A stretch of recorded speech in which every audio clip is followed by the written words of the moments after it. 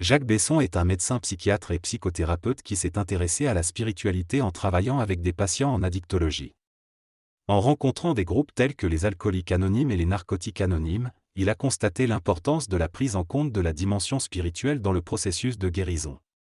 Il a notamment observé que le recours à une puissance supérieure, que certains appellent Dieu, avait un impact positif sur la réduction de l'anxiété et la reconstruction de la vie des patients. Cette approche spirituelle, non religieuse, l'a amené à s'intéresser à la recherche scientifique sur le sujet, notamment en utilisant l'imagerie cérébrale fonctionnelle pour étudier les effets de cette dimension spirituelle sur le cerveau. La spiritualité a un lien naturel avec les addictions, selon le psychiatre et psychothérapeute. Carl Gustav Jung a établi ce lien en écrivant au fondateur des Alcooliques Anonymes, affirmant que l'alcool attaque l'esprit, mais c'est aussi par l'esprit qu'on peut guérir l'alcoolisme. Des études montrent que la spiritualité a un impact favorable sur les addictions, en prévenant les personnes d'en devenir dépendantes et en les aidant à se rétablir.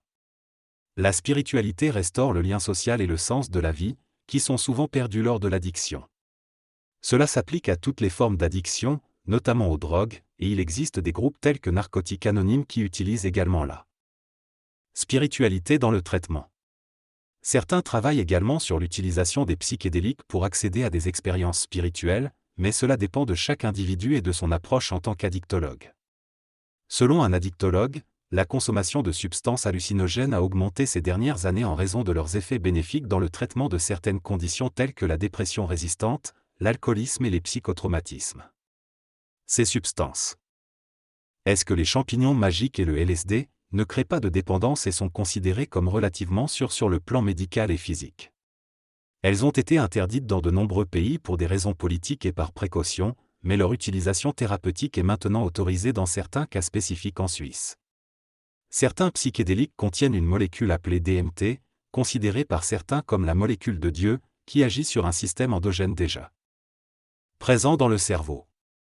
Cette molécule est libérée dans des situations de mort imminente ou cérébrale, ce qui explique certaines expériences de mort imminente. Dans cette discussion, il est question de la glande pinéale et de son rôle dans la conscience selon Descartes. Il est également mentionné que la pinéale produit de la DMT, associée aux états de conscience modifiés. On parle ensuite des méthodes pour accéder à ces états de conscience modifiés, en utilisant notamment des pratiques chamaniques ou la prière. Il est souligné que le chamanisme contemporain présente des similitudes avec la psychotraumatologie et l'exorcisme catholique, tous visant à guérir les traumatismes et rétablir l'équilibre. L'utilisation de substances hallucinogènes dans ces pratiques est évoquée, notamment dans les mystères d'Éleusis, mais on précise que cela n'est pas le cas dans l'exorcisme chrétien. On mentionne également l'épilepsie temporale, qui peut provoquer des expériences similaires aux états de conscience modifiés, sans l'utilisation de substances. Des études ont montré que l'utilisation de psychédéliques, tels que la psilocybine, peut avoir un effet notable sur certaines fonctions importantes du cerveau, comme l'imagination. Ces avancées pourraient permettre de traiter des troubles tels que la dépression. L'imagerie fonctionnelle cérébrale permet de visualiser les effets de ces substances, notamment une activation générale des hémisphères et une augmentation de la connexion entre eux. Les psychédéliques induisent également la plasticité neuronale, ce qui peut permettre de modifier les circuits cérébraux et de revisiter les traumatismes ou les visions négatives de l'existence. Les recherches sont en cours pour déterminer comment utiliser ces substances de manière thérapeutique, mais des cas ont montré des rémissions importantes après une seule dose. Il est recommandé de les administrer dans un cadre sécurisé, avec une investigation préalable et un accompagnement par un psychothérapeute lors des séances, ainsi que des séances d'intégration pour donner du sens à l'expérience vécue. En résumé, l'utilisation de psychédéliques a un potentiel bénéfique mais doit être encadrée par des professionnels. La Suisse, avec sa politique pragmatique en matière de drogue, mène des expériences et évalue leurs résultats pour assurer une meilleure utilisation de ces substances. L'histoire des psychédéliques remonte à la découverte du LSD par Albert Hofmann, en Suisse, il y a 70 ans. La réception de ces nouvelles initiatives est variable, avec des réticences encore présentes. Au CHUV, les priorités étaient auparavant axées sur des problèmes de santé urgents, tels que l'épidémie d'héroïne et de cocaïne. Actuellement, l'hôpital mène des études sur l'utilisation médicale des psychédéliques, tels que la DMT. L'association de la spiritualité et de la médecine peut être bénéfique, comme en témoigne la correspondance entre Freud et le pasteur Z sur les rapports entre Psychanalyse et religion. Cette réflexion sur les liens entre psyché et esprit continue d'alimenter les discussions. Dans cette interview, le docteur Piste évoque son intérêt pour la psychanalyse et sa relation avec la religion et la spiritualité. Il explique avoir découvert la puissance de la spiritualité dans le domaine de la santé, notamment aux États-Unis. En France, il note que parler de spiritualité en médecine est mal vu en raison de la laïcité stricte. Cependant, il travaille à faire accepter cette notion à l'Université de Lausanne en distinguant clairement la spiritualité de la religion. Selon lui, la spiritualité est un besoin naturel et universel de lien et de sens, tandis que la religion est une réponse culturelle à ce besoin. Il souligne également qu'étudier la spiritualité permet de mener des recherches cliniques et neuroscientifiques pour comprendre les besoins humains. En tant que professionnel de la santé, il affirme être également un chrétien ouvert à la mystique chrétienne. Et insiste sur son engagement à servir les autres. Il évoque ensuite une expérience spirituelle qu'il a vécue dans son enfance qui lui a permis de voir le monde d'une manière différente et de croire à l'existence de l'invisible. En ce qui concerne l'utilisation de psychédéliques, il souligne l'importance de mettre en place un cadre approprié pour éviter des problèmes tels que la perte de contrôle sur la substance ou la survenue de complications psychiatriques. Il met également en garde contre les faux accompagnateurs ou gourous qui peuvent être présents dans ce domaine. Les EMI, ou expériences de mort imminente, sont vécues subjectivement par des personnes qui sont proches de la mort mais qui reviennent à la vie. Ces expériences sont caractérisées par des récits tels que des sorties du corps, des tunnels lumineux, la présence de proches décédés et un sentiment d'apaisement. Des études ont montré qu'il était possible de stimuler artificiellement certaines sensations similaires, mais cela ne correspond pas au récit des personnes ayant vécu une EMI. Ces personnes sont apaisées et voient leur vie sous un nouvel angle, ce qui les différencie des patients psychiatriques. Cependant, il est important de ne pas confondre ces témoignages avec des preuves physico-chimiques. Les EMI sont des expériences de conscience modifiées qui sont naturelles et réversibles, mais il n'existe pas de preuve scientifique de l'existence d'une vie après la mort. Selon le professeur, il existe 3 ordres de la médecine, l'ordre biomédical, l'ordre psychosocial et l'ordre spirituel. Si le premier ordre est basé sur la biologie et la médecine traditionnelle, le deuxième ordre prend en compte l'influence de l'éducation, de l'inconscient et de la culture sur la santé mentale. Enfin, l'ordre spirituel concerne l'accès à une conscience modifiée et à un autre ordre de réalité. L'auteur mentionne que la conscience modifiée peut nous permettre d'explorer d'autres univers psychiques et que la conscience est probablement plus vaste et complexe que ce que nous pensons. Il souligne également que la science contemporaine se heurte à la question de savoir si la conscience est produite par le cerveau ou si le cerveau est simplement un récepteur de la conscience. Selon la perspective d'un psychanalyste jungien, il existe un inconscient collectif qui dépasse l'inconscient individuel et qui est plus grand que les individus eux-mêmes. Cette conscience collective interagit avec la conscience individuelle et serait semblable à une conscience universelle. Certains courants spirituels et religieux voient également l'univers comme une conscience en expansion. L'idée est que l'univers est plus qu'un mécanisme, mais plutôt un organisme vivant et que l'humanité est une entité psychique collective en évolution vers une conscience plus élevée. Certains états de conscience modifiés induits par des substances psychédéliques soutiennent cette hypothèse. Cependant, certains sceptiques considèrent que ces croyances sont simplement des tentatives de l'esprit humain pour expliquer ce qui est au-delà de sa compréhension. Des études en neurothéologie ont également examiné comment le cerveau pourrait générer des expériences religieuses et spirituelles.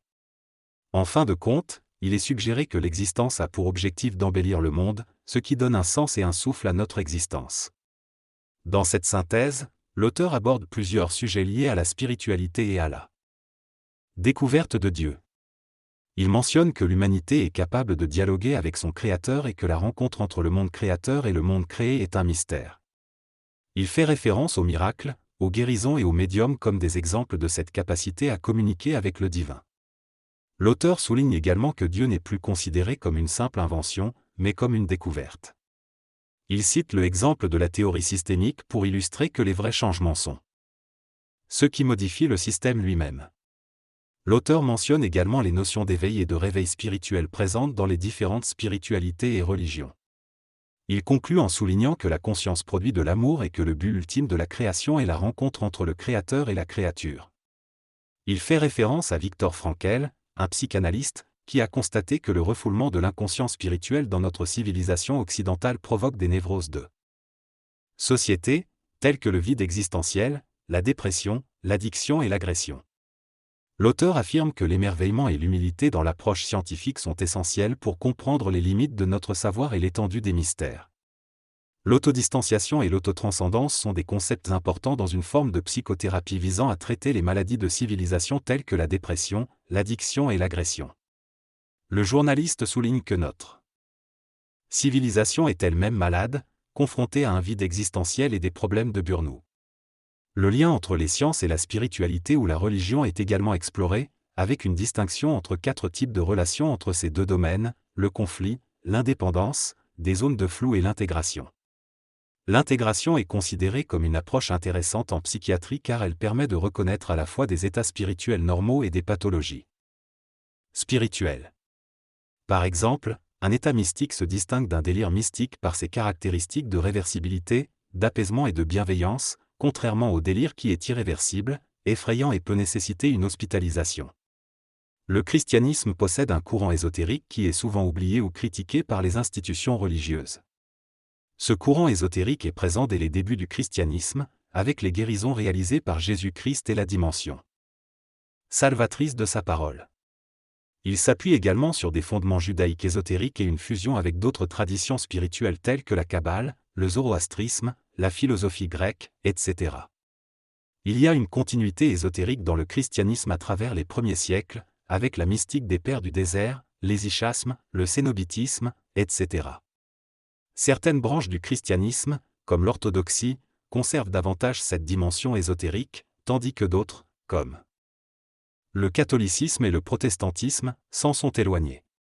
En fin de compte, le christianisme est perçu comme un chamanisme de civilisation, qui a fusionné différentes traditions pour devenir une source riche de spiritualité. Il est donc possible de trouver des racines mystiques dans le christianisme et il a été recommandé de creuser ses propres racines plutôt que de chercher ailleurs. Dans cette discussion, le locuteur mentionne plusieurs théologiens et penseurs spirituels, tels que Eugène Draveman, Calvin et Paracelse.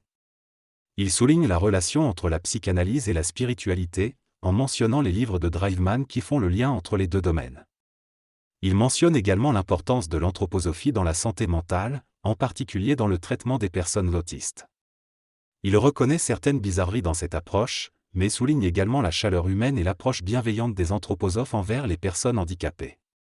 Sur le plan philosophique, le locuteur aborde les différents concepts de l'inconscient, notamment ceux de Freud et Jung, ainsi que la vision de Rudolf Steiner dans l'anthroposophie qui évoque des univers parallèles. Il souligne également la prétention à une rigueur scientifique de l'anthroposophie, bien que cette approche soit souvent critiquée en tant que pseudoscience. Dans cette interview, le médecin scientifique de la faculté de médecine évoque les difficultés qu'il a rencontrées pour trouver un terrain d'entente avec les anthroposophes. Il souligne l'importance de respecter à la fois l'agriculture biologique et l'éducation holistique prônée par les anthroposophes, tout en maintenant la nécessité de ses propres diagnostics et soins médicaux. Il fait également mention de sa prise de position en faveur de la laïcité pour contrôler les dérives sectaires et charlatanesques, tout en reconnaissant les bienfaits de l'anthroposophie dans certains domaines comme la santé, l'éducation et l'agriculture. Il évoque également l'extension de la science à une forme de croyance et souligne que plus la science nous apporte de connaissances, plus elle engendre de l'incertitude quant à notre compréhension de l'univers. Il conclut en citant le besoin de la science d'accepter l'ignorance, comme le cardinal Nicolas de Cusa l'avait déjà souligné en 1452. Dans cet entretien, Jacques Besson aborde le sujet du matérialisme politique, historique, économique et scientifique. Il souligne que le matérialisme ne suffit pas à expliquer les aspirations humaines, qui vont au-delà de la simple quête de biens matériels. Les individus ont besoin de sens, de liens et de trouver leur place dans le monde. Besson souligne également l'importance du besoin de spiritualité et de mystère dans la vie humaine. Il met en garde contre le scientisme, qui peut se comporter comme une religion en divinisant le politique, le scientifique ou la technique. Besson termine en soulignant l'importance de l'humour. Y est un aspect généreux, amical et fraternel de la spiritualité. Il appelle à être spirituel et fraternel dans nos relations les uns avec les autres.